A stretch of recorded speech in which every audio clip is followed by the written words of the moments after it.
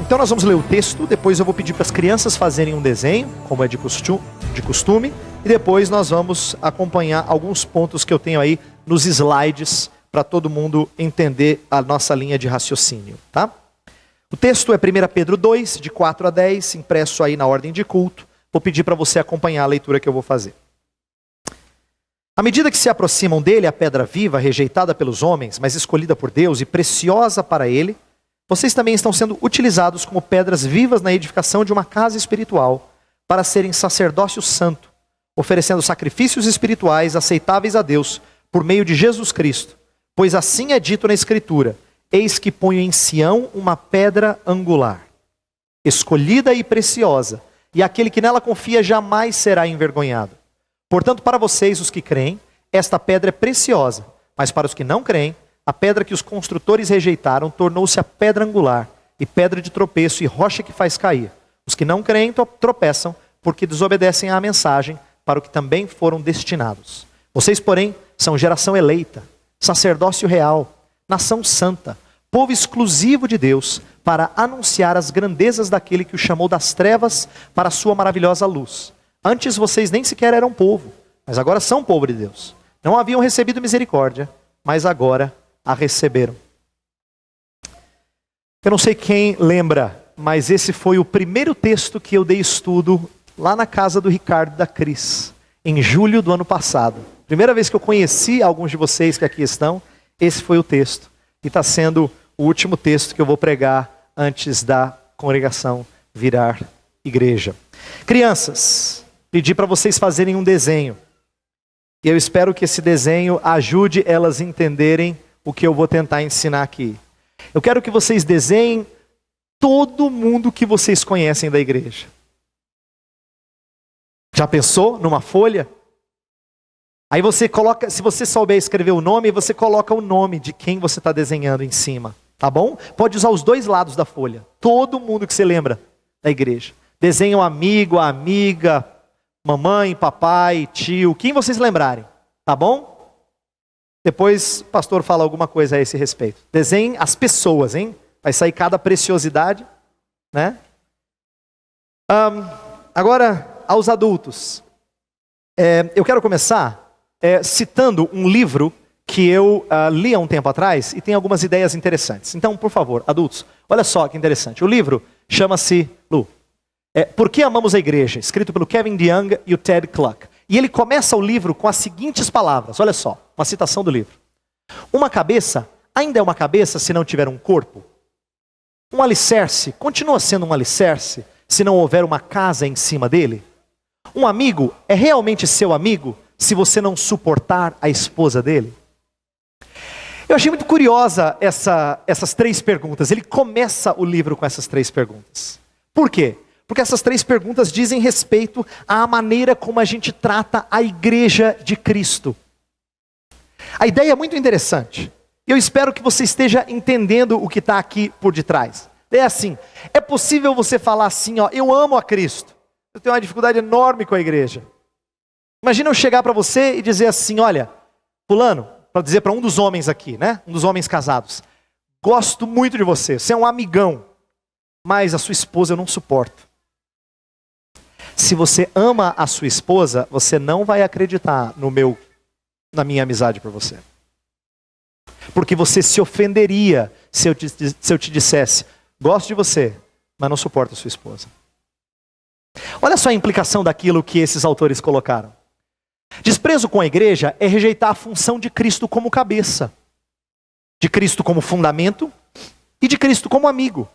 Na verdade, não dá para você dizer assim, não, Cristo é o meu cabeça, se você não faz parte do corpo dele. Ou se você não está ligado e interligado e conectado ao corpo dele. Você despreza Cristo como seu fundamento, onde você pisa, se você não faz parte ou não quer fazer parte da casa espiritual edificada sobre esse fundamento. E você despreza Cristo como amigo, não adianta dizer, não, Cristo é tudo para mim, se você não ama a esposa dele. Rejeitar a Cristo é rejeitar a igreja, é rejeitar a Cristo, é roubar-lhe a glória. E o texto que a gente leu fala que Cristo é a pedra viva que vivificou pessoas para serem casa espiritual.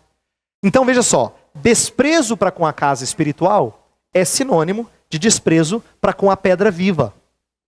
E essa conexão é muito importante eu fazer, porque há pessoas hoje em dia que querem manter a sua espiritualidade sem, porém, ficarem conectados com a igreja. Eu já disse isso antes, eu quero repetir. Interessante que o nosso país tem crescido num grupo religioso diferente que a gente não tinha antes. Se você fosse olhar na pesquisa do Ibope, né, fosse olhar assim, na verdade, toda a pesquisa que foi feita em 2010, né, do cenário brasileiro, você olharia lá quantos são católicos, quantos são espíritas, quantos são evangélicos de cada igreja, mas seria interessante se a gente fizesse uma pesquisa de quantos são os desviados. Porque essa é quase a maior igreja evangélica do Brasil hoje. É impressionante como você conversa com pessoas e fala assim, você é o quê? Você é evangélico? Fala, não, eu sou desviado. Quase fala com orgulho, como se fosse categoria, né? Não, eu era. Não significa que ele não fala eu não sou nada. Ele é, mas ele só está desviado, momentaneamente. E por que isso se tornou comum no vocabulário dos evangélicos do Brasil? É porque eu acho que perderam essa noção de que eles têm que se conectar à igreja. Eles acham que estão conectados com Deus. Eles só não estão ligados a uma igreja. Eles acham que eles são crentes ainda, cristãos, mas eles só não estão plugados em uma igreja, no corpo de Cristo. E pelo fato de se verem crentes em Deus, de alguma forma, eles na verdade estão expressando que eles querem espiritualidade sem religião. Eles querem relacionamento sem regras. Eles querem Deus sem igreja. Eu não sei se você já ouviu uma ilustração baseada numa história, pelo menos é contada como sendo real, de que Mahatma Gandhi, aquele grande líder indiano, ele falava sobre o seu apreço por Cristo, mas não pelos cristãos. Tem gente que parece fazer a mesma coisa dentro da igreja. Não tenho nenhum problema com Jesus Cristo. Não tenho nenhum problema com Deus. Minha dificuldade é com os cristãos. Acontece que isso aí não combina com as escrituras sagradas e eu quero mostrar como não combina. Mas antes de mostrar, eu quero ainda aproveitar algumas coisas que eu li nesse livro, que ele elenca algumas razões que para ele são motivo do desencanto das pessoas para com a igreja. E o Kevin DeYoung, esse primeiro autor, ele fala de 4 razões. Ele fala de uma razão missiológica, uma razão pessoal, uma razão histórica, uma razão teológica. Deixa eu explicar rapidamente qual elas são. Tem a ver com o cenário norte-americano, mas eu acho que isso se aplica também a algumas coisas que acontecem no Brasil. Por exemplo, a razão missiológica. São as pessoas que acham que a igreja perdeu a sua relevância na sociedade. Tem muita gente que se desencanta com a igreja, fala assim, não, a igreja perdeu o senso de missão. Ela não é mais relevante na sociedade. Ela trata-se de uma organização, de uma instituição falida, muitos dizem. E quando dizem isso, eles mostram uma certa amargura, um certo dissabor em relação à igreja. Tanto é que tem muito crente procurando igreja alternativa. É uma maneira de dizer, eu quero achar uma igreja que, na minha opinião, faz o trabalho de igreja, que as outras não fazem. É impressionante o número de pessoas que procuram igrejas alternativas, porque acham que a igreja tradicional não serve mais. As igrejas, conforme eram antes, elas não servem, elas não ajudam mais a sociedade em forma nenhuma. Né? Uma outra razão é pessoal, essa tem mais a ver com gente que é ferido na igreja, ou que acha que a igreja é retrógrada, a igreja é legalista, a igreja é cheia de hipócritas, gente que se vê machucada nos relacionamentos e entende que não adianta voltar para lá. Essa é uma razão pessoal de gente que normalmente passa a tratar a igreja como sendo chata, ou como sendo enfadonha, não só para os filhos adolescentes, mas até para eles adultos. Uma terceira razão, histórica, tem a ver com os erros que a igreja cometeu no decorrer dos anos. E de fato ela cometeu muitos. E para muitos isso é motivo suficiente para dizer, olha, desculpa, já não acredito mais na igreja. Deus precisa ser buscado, mas a igreja, ela falhou muito na história. Olha os absurdos que ela cometeu em nome da fé. Muita gente usa isso como motivo para afastar-se da igreja. Quarta razão, mais teológica, é que alguns repelem a qualquer conceito de organização hierárquica. ou de organização programática. Por quê? Porque eles acham que igreja é pessoa reunida. Se vocês vão se reunir para tomar um cafezinho juntos, isso que é igreja. E perdem de ter algumas coisas que são próprias de igreja. Eu quero o seguinte, eu quero que você entenda que essas 4 razões dadas por um pastor norte-americano, elas têm algumas coisas em comum. E eu quero mostrar no próximo slide o que eu acho que elas têm em comum. A pergunta que eu faço é essa: qual é o erro que todas essas razões, essas opiniões têm em comum? E eu entendo que esse erro se aplica a nós e é disso que eu gostaria, é contra isso que eu gostaria de alertar vocês nessa manhã. Veja só. Elas demonstram amor à medida em que a igreja lhes serviu, ou serviu os seus próprios interesses, ou serviu o seu povo. Veja só, é muito interessante a gente dizer assim, não, a igreja tem sido uma bênção para mim, pastor. Se eu falasse da aliança com alguns de vocês hoje, como é que tem sido a congregação na sua vida? Você diz, pastor, a congregação tem sido uma bênção na minha vida. E eu quero dizer uma novidade complicada para você nessa manhã. Se esse é o foco do seu amor, ele é ruim. Se a razão de você amar a sua igreja local é que ela tem sido uma bênção para você, então pode ser que você se desencante com ela logo. E aí o foco do seu amor não vai lhe ajudar mais. Porque é isso que acontece com algumas pessoas. Por que as pessoas mudam de igreja hoje? Vamos falar de uma coisa séria e difícil para a gente pensar. Por que alguns de vocês já mudaram de igreja no passado? Por que nós frequentemente mudamos de igreja? Porque nós perdemos o encanto com uma igreja local. Ela já não mais me serve. A gente fala assim. Ela já não mais atende às minhas necessidades. Eu acho isso perigosíssimo. Eu acho que a gente tem perdido o foco do nosso amor.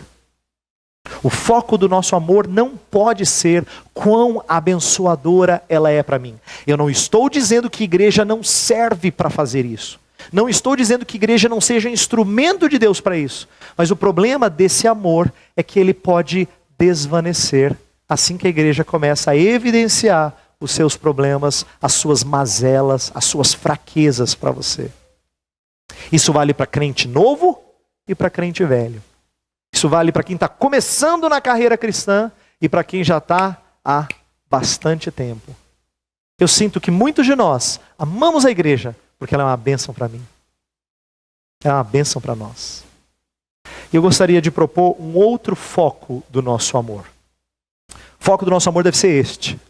Nós amamos a igreja porque Cristo amou a igreja. O que eu quero dizer com isso? O que eu estou tentando falar aqui?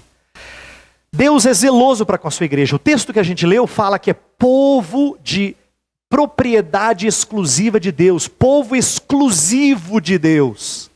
É um povo que Deus tem zelo por ele, ciúme dele. E ele tem razão de ter ciúme. Pelo que ele fez em relação a esse povo e por quem ele é.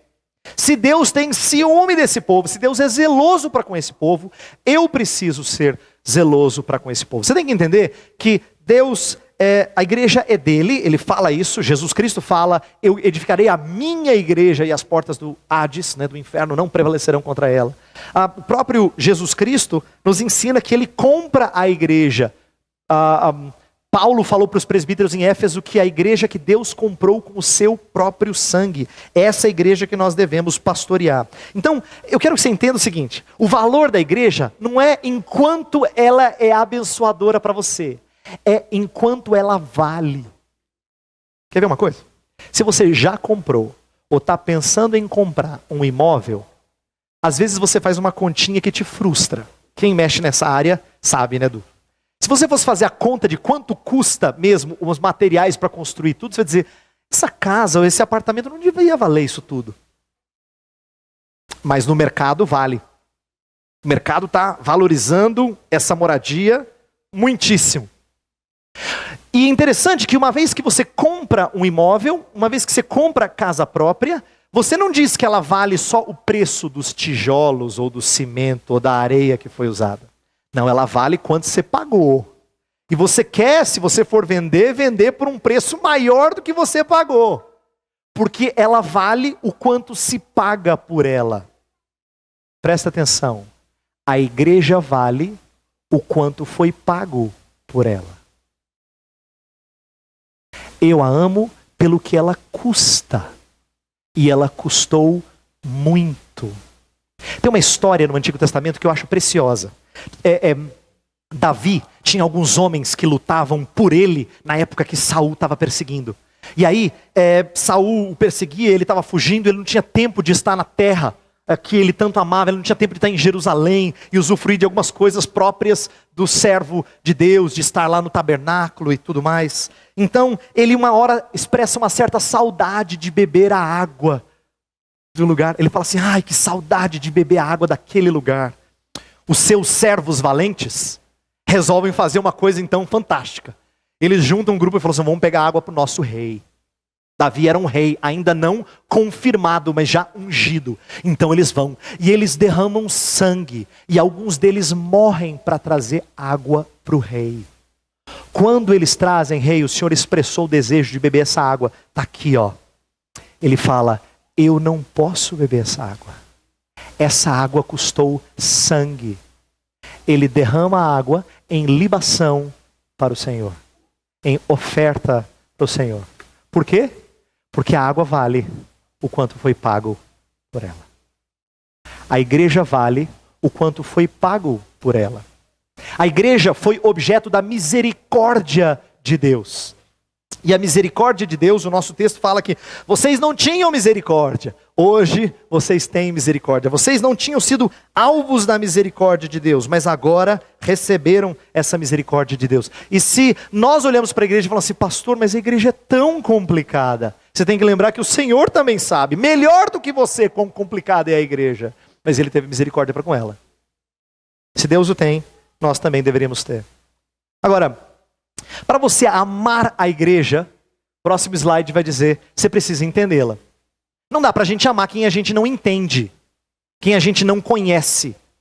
Na verdade, esse amor é muito platônico. Quanto mais você conhece alguém, mais é possível você amar esse alguém. Eu queria então tratar de duas visões do que seja a igreja. Uma que eu não considero sadia e a outra mais sadia. Há uma definição que é típica da igreja católica romana, da igreja, que é de mãe dos fiéis. Uma expressão muito bonita, que em si mesma não é errada, mas ela tem algumas coisas por detrás. Essa era uma expressão favorita dos católicos na época da Idade Média, entrando no período da Reforma. Eles falavam, a igreja é a Mater Fidelium, é a mãe dos fiéis. E com isso eles queriam dizer, é aquela que nutre, que sustenta, mas havia um problema nessa visão, que é um conceito de igreja segmentada. A diferença que se faz de clero e de leigo. Inclusive a gente usa isso até hoje. Quando você fala assim, pastor, eu não sou igual ao senhor, né? Eu sou leigo. Você está usando uma herança católica de que faz divisão entre o treinado e o não treinado. Como se a igreja, na prática, fosse só a instituição. Tanto é que, como é que as crianças aprendem muitas vezes sobre igreja? Vamos para a igreja, filho? A gente fala assim. Então ela pensa em igreja como sendo isso aqui, ó. Vamos para a igreja? Alegrei-me quando me disseram, vamos à casa do Senhor. Nós temos esse conceito muitas vezes comum no nosso meio, que é de igreja como sendo localizado. Por isso que eu pedi para as crianças desenharem rostos das pessoas que elas conhecem na igreja. Porque essa é a igreja. E quando essas pessoas todas estão reunidas para adorar o Senhor, ali está a igreja. A igreja não é presa a local. Mas essa visão de mãe dos fiéis, ela separa, ela dicotomiza. Ela é uma visão passiva. Presta atenção, é muito comum você dizer assim, presta atenção nas implicações disso. Se você diz a igreja é a mãe dos fiéis, então você vai pensar naquilo que a igreja pode te dar. O que a igreja tem a me dar? Tanto é que quando alguém procura a igreja, você sempre procura uma igreja que te sirva. Você vai procurar uma igreja em que você é atendido nas suas necessidades. Essa é uma visão ruim. Uma visão muito fraca do que seja a igreja. Quando os reformadores se opuseram a essa visão, colocaram algo novo nessa visão de igreja, eles propuseram uma outra coisa. eles colocaram a seguinte ideia, essa definição protestante de igreja: comunhão dos santos. Era a communio sanctorum. Quando eles colocaram essa perspectiva, eles estavam propondo algo novo, algo diferente, a ideia de que todos os crentes estão no mesmo patamar, aquilo que nós chamamos de sacerdócio universal dos crentes. Isso aqui é muito importante eu falar, de como a igreja é sim unida e não tem diferença entre crente e crente. De acordo com a Bíblia Sagrada, nós todos estamos no mesmo patamar em termos de direitos e deveres. É verdade que varia o grau com que alguém conhece a Deus ou desconhece a Deus, cresceu na fé ou não, mas todos temos funções dentro da casa espiritual. Nós todos somos as pedras do santuário. O texto que a gente leu fala que nós somos as pedras vivas do santuário. Nós somos. Nós somos os sacerdotes. Essa é uma expressão interessante.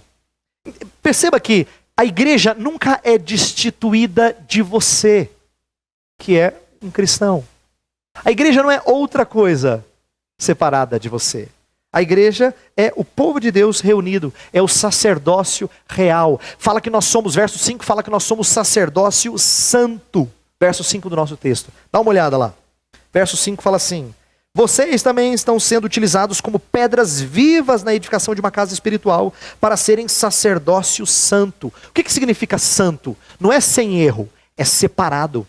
Vocês foram separados para serem sacerdotes. Olha que interessante. Quem é que é sacerdote aqui? Não é o pastor Heber. É cada cristão em Cristo Jesus. Por isso que os reformadores falaram dessa igualdade de pessoas. Igreja não é estratificada, não é formulada como se fossem castas. Ela é composta de um grupo que se serve mutuamente. Serviço mútuo com vistas ao aperfeiçoamento. É a ênfase na comunhão. É a comunhão dos santos. Separados para quê? Para estarem em comunhão. Servindo uns aos outros, cada um conforme o dom que recebeu, diz Pedro. Isso aqui é muito curioso. Sabe por quê? Quem é que está escrevendo isso? Pedro. Pedro, supostamente, de acordo com a tradição católica romana, é o primeiro papa. O primeiro papa estaria dizendo que ele não é sacerdote diferente dos demais. Todos aqueles para quem ele escrevia eram sacerdotes como ele. Olha que surpresa. Pedro está dizendo que todo mundo é sacerdote. Todo mundo faz parte da realeza. Todo mundo tem os mesmos privilégios e os mesmos deveres. Então isso aqui é algo importante para a gente pensar. E eu gostaria que a gente pensasse em termos de distinções. Eu tenho algumas distinções aqui que eu espero que ajudem. Uma primeira distinção é de uma igreja visível versus igreja invisível. Você já deve ter ouvido antes, essa é uma distinção histórica. Ela surgiu na época da Reforma Protestante, ao que nos parece. A Calvino falou dela, a Confissão de Fé de Westminster fala dela, e o propósito era o seguinte: enquanto os católicos romanos estavam dizendo assim, não, a igreja é esta organização, esta instituição que vem desde os apóstolos, sem qualquer interrupção. A proposta dos reformadores é dizer, não, a igreja é o conjunto de pessoas remidas por Cristo. Isso que é a igreja. É isso que constitui a igreja. Então eles passaram a falar da igreja invisível, da igreja que é composta por aqueles que são remidos, independente da organização. Essa ideia de igreja visível e invisível é muito interessante, muito importante. Veja só, por quê? Primeiro porque ela é invisível para nós. Quando a gente fala assim, igreja invisível, se ela é invisível não dá para você detectar. Os contornos dela são incertos para você. Por quê? A verdade é que a gente vai numa igreja que tem muita gente que parece que ainda não entendeu a verdade de Deus. Muita gente que gosta de ouvir o pastor. Você acredita que na hora do intervalo fala assim, mensagem boa hoje, hein? Aí você fala assim, eu acho que ele não entendeu. Eu acho que ela ainda não entendeu. Eu acho que ainda não perfurou o seu coração de tal forma a se render a esse Cristo. Tem pessoas assim. Tem pessoas que fazem parte daquilo que a gente vê, que não fazem parte dessa igreja invisível.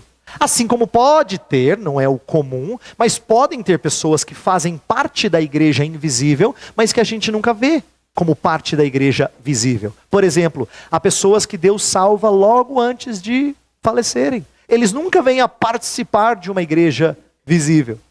Há pessoas que são salvas nos recantos mais distantes desse planeta e nunca vêm fazer parte de uma instituição organizada, mas fazem parte da igreja de Cristo. Então, existem exemplos de pessoas que não estão dentro da igreja visível, mas eu gostaria de colocar que a igreja visível, que é aquilo que nós enxergamos, é a igreja... Por favor, Lu, passa aí. É a igreja como nós a vemos, e nós não podemos desprezar a igreja como nós a vemos. Como é que nós a vemos? E aqui que vem a dificuldade. Por que eu estou pregando esse sermão? Porque tudo que a gente vê é muita imperfeição, pastor. Sinceramente, começar do Senhor. Desculpa, não queria dizer, mas muita imperfeição. Muita desconsideração. Muita hipocrisia. Eu vejo muitas máculas, muitas sujeiras. É isso que eu enxergo, Deus. E às vezes você se desanima com a igreja por causa disso. O nosso texto fala que Cristo, ele é a pedra que foi rejeitada. É curioso isso. Ele foi rejeitado por quem? Cristo não foi rejeitado pelos gentios. Porque Cristo teve pouquíssimo contato com os gentios. Jesus veio para os que eram seus, e os seus não o receberam, diz a palavra de Deus. Ele veio para a igreja, para o povo de Israel. Eram os judeus. E os judeus, em sua maioria, não o receberam. Então isso mostra que Jesus foi rejeitado pela igreja visível. A igreja visível é complicada. Ela é tão complicada que ela muitas vezes rejeita a Cristo, a palavra de Cristo. Ou ela quer moldar Cristo ao seu gosto, ao seu bel prazer. E é por isso que a gente se desanima com a igreja. E a vontade que a gente tem é dizer assim, olha, eu luto pela igreja invisível. Igreja visível, eu não estou nem aí. Já desanimei. Já lutei muito, pastor. O senhor não entende. O senhor não viveu o que eu vivi. Já lutei muito. Desanimei. Hoje eu luto pela igreja invisível. Só que tem um problema muito sério nisso. A igreja pela qual você luta, se você defende isso, é uma igreja que você não vê. Você não tem como lutar por ela. Você não tem como lutar por ela. Tudo pelo que você pode lutar é aquilo que você enxerga. É a igreja como nós a vemos. Por isso eu gostaria de dizer que nós não devemos desprezar a visibilidade da igreja. Não devemos desprezá-la. Por quê? Porque a glória da igreja invisível está oculta na igreja visível. Isto é, o que nos é possível enxergar é muita imperfeição, é verdade, mas a gente tinha que aprender a mudar a nossa ótica. Vou dizer o que eu quero dizer com isso.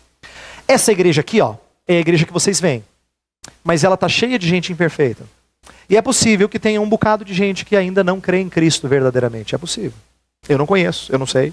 Ela é invisível, sabe? Eu não enxergo. Deus enxerga, mas eu não enxergo. E por causa dessa igreja visível ser cheia de imperfeição, eu tenho a tendência de escolher quem ou a que causa eu quero servir. Errado. Porque na verdade, essa distinção ela tinha que dar-nos a devida ótica. Eu olho para isso aqui, mas eu sei que ela é gloriosa. É que está velada debaixo de muita imperfeição. Mas ela é gloriosa, essa igreja de Cristo. Nós temos que enfatizar essa essência espiritual do povo reunido. E tem mais. Cristo Jesus falou, como bem disse o presbítero Fábio na oração, que nós deveríamos ser um para que o mundo creia que tu me enviaste. Cristo orou assim. Então a igreja tem que ser visivelmente unida para dar testemunho de Cristo. E nós temos que lutar pela igreja como nós a vemos, mesmo cheio de máculas, mesmo cheia de defeitos. Eu quero, inclusive, dizer que é impossível a gente amar a igreja invisível sem amar a igreja visível. É impossível a gente dizer assim, olha, eu amo a igreja invisível, mas eu tenho muitas dificuldades com a igreja visível. Chego a dizer que eu estou desanimado. Na verdade, isso não expressa a verdade bíblica. Sabe por quê? 1 João 4 fala assim, que aquele que diz que ama a Deus, a quem não vê, mas não ama o seu irmão a quem vê, é mentiroso. É impossível. É impossível você amar aquele a quem você não vê, quando você diz que não ama aquele a quem você vê. Então, só ama de fato a igreja quem ama a igreja visível. É a ela que nós devemos focar o nosso amor. Aquela imperfeita, aquela problemática que nós falamos desde o início. Próxima distinção fala da igreja. Antes da distinção, deixa eu explicar como é que a gente ama essa igreja. Porque você já viu gente dizer assim, e não é errado, mas presta atenção. Eu amo a igreja por aquilo que ela vai ser um dia. Só que o texto que a gente leu fala que a gente tem que amar a igreja, ou que nós deveríamos considerar a igreja baseado naquilo que ela já é e naquilo que ela já foi. Olha só. Amando a igreja pelo que ela é. Raça eleita. A tradução que a gente leu fala geração eleita. A palavra raça é melhor, porque é a ideia de que vem de um mesmo ancestral. Todos nós pertencemos a mesma raça, viemos do mesmo ancestral. É interessante mostrar que judeus e gentios estão unidos na mesma raça, não são de raças diferentes, como o judeu tinha sido ensinado a pensar. Sacerdócio real, interessante isso. Sacerdócio era um ofício no Antigo Testamento, rei era outro, realeza era outro. Jesus Cristo une as duas coisas, está lá em Zacarias 6. Ele une as duas coisas. E nós também somos, ao mesmo tempo, sacerdotes e reis. Está lá em Apocalipse 5, inclusive. Nação santa, isto é, fomos separados como um povo. Como se fôssemos separados politicamente, mas não somos. É interessante que a gente não pertence a um país, né? Nós somos a nação sem limite, sabia? E é por isso que Pedro fala assim, vós sois forasteiros neste mundo. Vocês não têm terra fixa. É interessante que nós não deveríamos lutar por terra fixa, como se isso fosse o mais importante. Eu lamento quando eu vejo judeus tão preocupados com a sua terra fixa. Eles perderam de vista o que Pedro, um judeu, estava lhes ensinando. Que nós somos forasteiros aqui. Nós não precisamos de uma terra que seja nossa. Nós não precisamos de limites políticos. Povo exclusivo de Deus, isto é, objetos do zelo e do ciúme de Deus. É isso que nós somos. Quando você olhar para a igreja, não veja só os defeitos dela, veja assim, ela é raça eleita. Eleita é uma palavra que é usada para Cristo também. Ele é o eleito de Deus e nós somos eleitos nele. Sacerdócio real, nação santa, povo exclusivo de Deus. Olha só, o que a igreja faz? Próximo ponto. Nós amamos a igreja pelo que ela faz, para anunciar as grandezas daquele que o chamou das trevas para a sua maravilhosa luz. Nós fazemos isso, é isso que nós fazemos, nós anunciamos a Cristo. Temos que amar a igreja pelo seu propósito, pelo que ela faz. E por último, pelo que ela recebeu, misericórdia. Lembra que eu li o verso 10, fala que nós não tínhamos recebido misericórdia, agora recebemos. Me faz lembrar da história de Oséias. Oséias é o profeta de Deus que se casa com uma mulher que é infiel, e vive com ela em meio à sua infidelidade. Ela não se torna fiel, não é que o passado dela é feio e agora ela mudou. Ela continua infiel no casamento com ele. E Deus exige isso do profeta exatamente porque é assim que o povo trata a Deus. E ele tem um filho com essa mulher, depois tem uma filha com essa mulher, e os nomes que os filhos recebem são nomes horríveis. Não meu povo, não amada. E depois, Deus diz para Oséias, olha, aquele que agora não era povo, vai ser povo. Muda o nome da criança.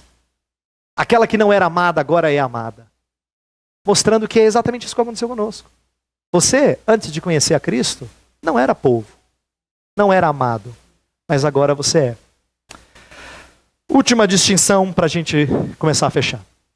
Primeiro ponto. Não devemos nem superestimar, nem subestimar a instituição. Sabe por que eu digo isso?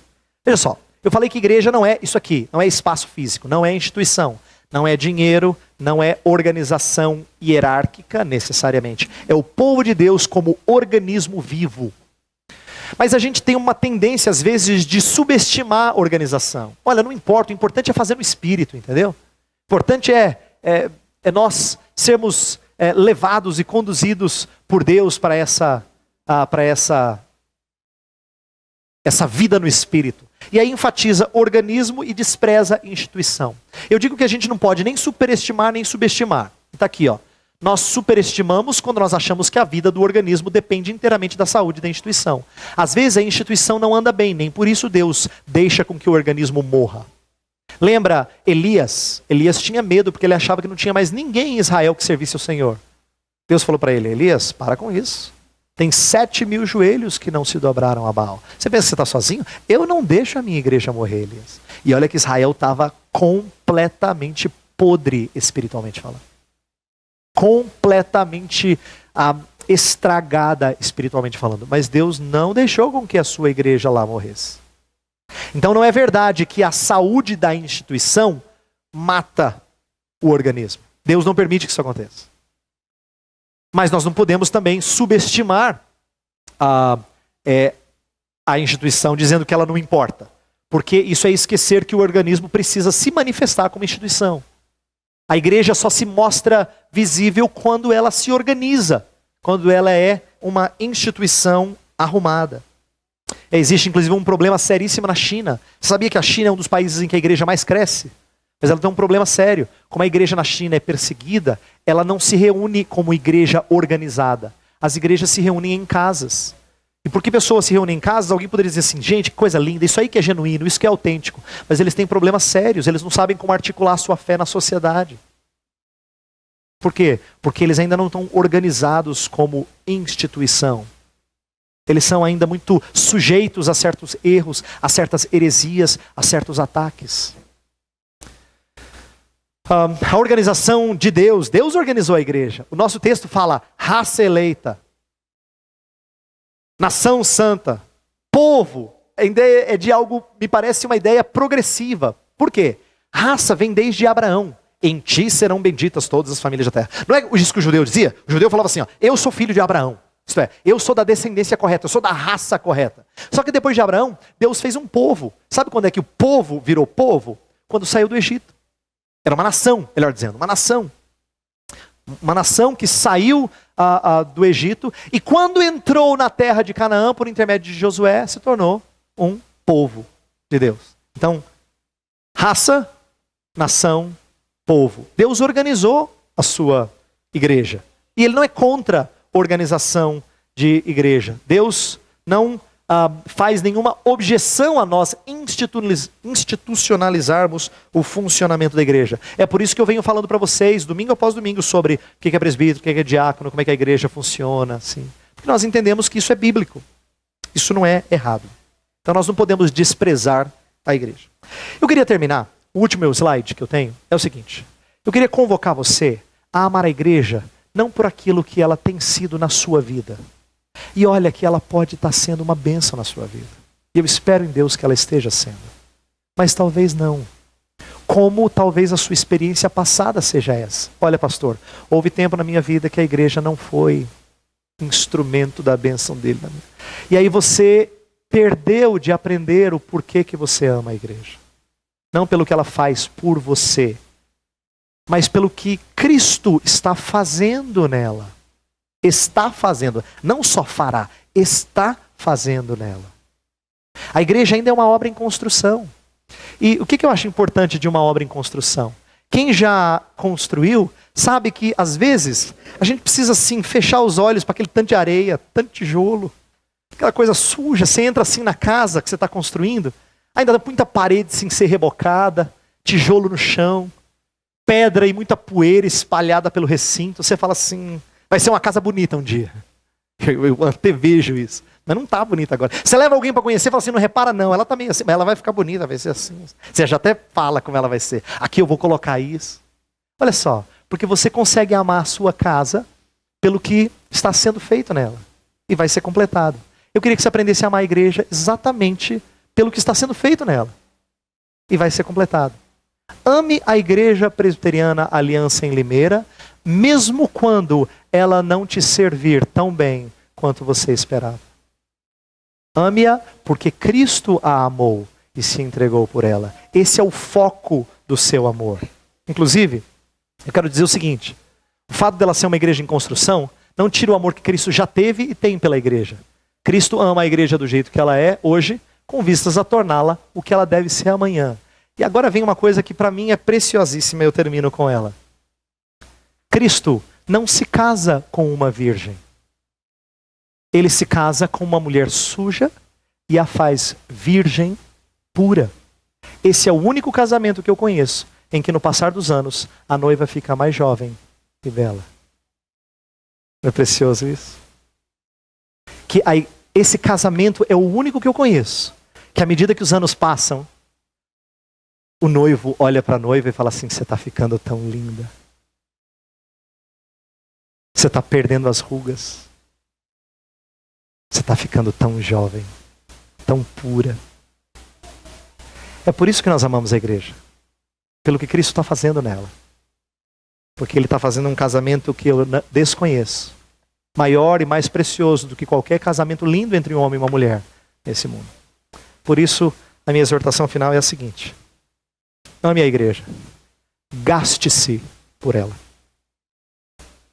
A igreja vai ser organizada no domingo que vem. A minha exortação para você é: ame a igreja. Ah, pastor, eu acho que vocês estão perdendo o foco. Ame a igreja. Ah, pastor, eu já não tenho sido mais servido como eu é. Ame a igreja. Gaste-se pela igreja. É isso que Cristo espera de você e de mim. Vamos orar. Senhor Deus, nós acabamos de ouvir o que a igreja é e nós sonhamos em vê-la perfeita, sem ruga, sem mácula. Mas nós ainda estamos sendo transformados pelo Senhor e nós pedimos que o Senhor nos ajude a amar a igreja não pelo que ela vai ser somente, mas pelo que o Senhor já está fazendo nela. Porque o Senhor já se entregou por ela na pessoa do seu Filho. O Senhor já demonstrou misericórdia para com ela. E por todas essas razões nós devemos amar a igreja. Devemos nos gastar por ela. Ó Pai, desperta o nosso amor pela Igreja Presbiteriana Aliança em Limeira. Desperta o nosso amor pela Igreja de Cristo Jesus espalhada por esse planeta. Essa é a nossa oração. Em nome de Cristo. Amém.